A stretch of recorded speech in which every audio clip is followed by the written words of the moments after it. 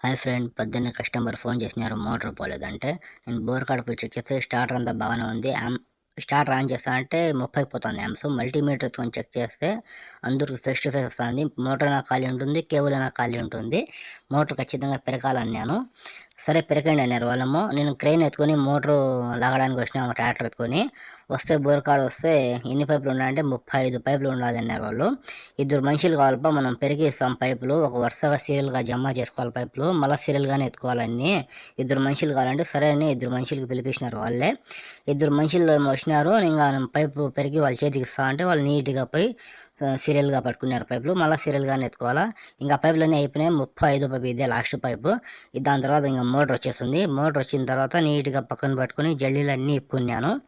ఇప్పిన తర్వాత మల్టీమీటర్తో చెక్ చేస్తే cable problem, motor problem అంటే మోటార్ కాలిపోయింది. స్క్రూ డ్రైవర్ ఎత్తుకుని అలాట్మెంట్ చెక్ చేసిన, అలాట్మెంట్ కూడా కరెక్ట్గానే ఉంది. పంపు అంతా బాగానే ఉంది.